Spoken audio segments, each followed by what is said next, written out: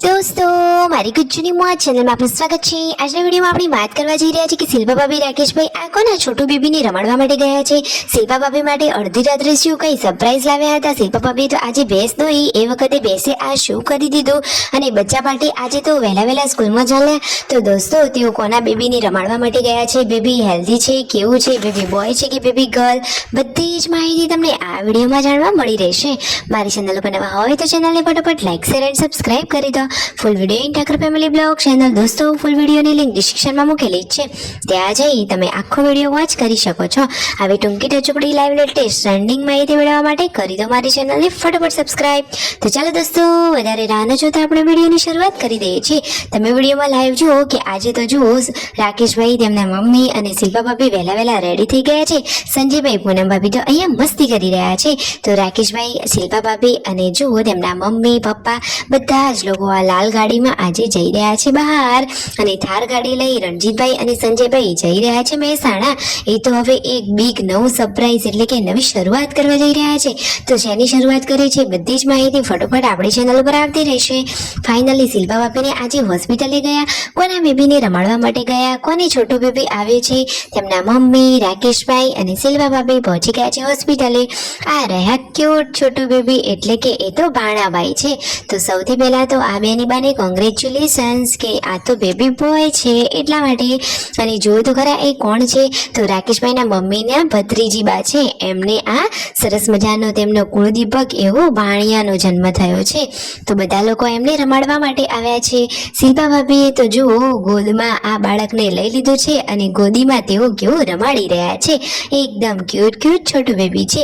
અને આ જે બેની બા છે એમનું નામ સરોજબેન છે। તો એમની તબિયત પણ અત્યારે સારી છે।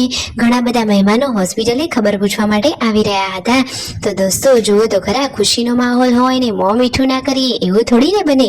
તો બધા જ લોકોએ પેડા ખાધા અને સરસ મજાનું મોં મીઠું કર્યું। શિલ્પા ભાભીએ બધા જ લોકોને પેડા આપ્યા। તમે જુઓ તો ખરા ત્યાં આવેલા બધા જ મહેમાનોએ મોં મીઠું કર્યું અને બધાના ચહેરા ઉપર ખુશીઓ છવાયેલી હતી। તો છોટું બેબી પણ હેલ્ધી છે અને છોટું બેબીના મમ્મી પણ એકદમ હેલ્ધી છે।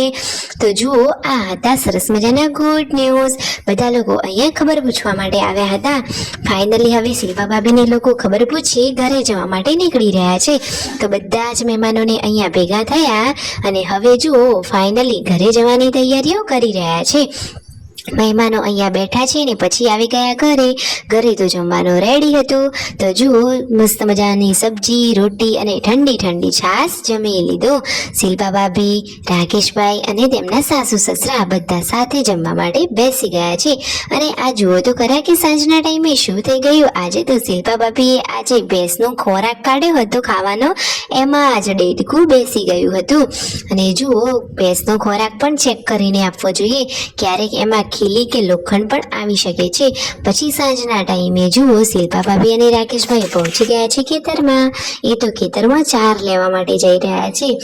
પ્રકૃતિના ખોળે તો જીવન જીવવાની મજા જ અલગ હોય છે।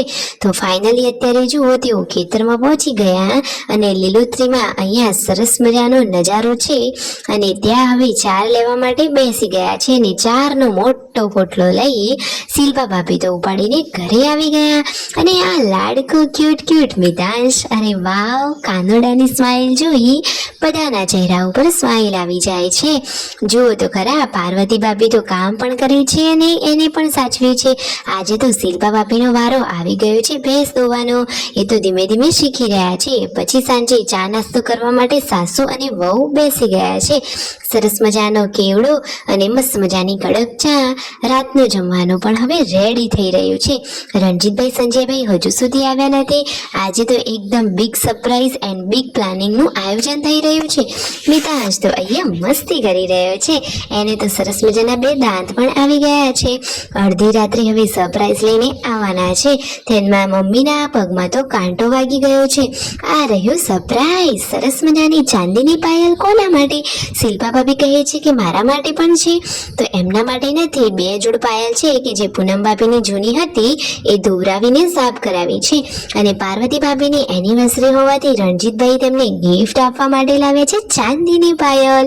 આખો પરિવાર સરસ મજાનો ખુશી માહોલથી રહે છે। તો લાઈક શેર એન્ડ સબસ્ક્રાઇબ।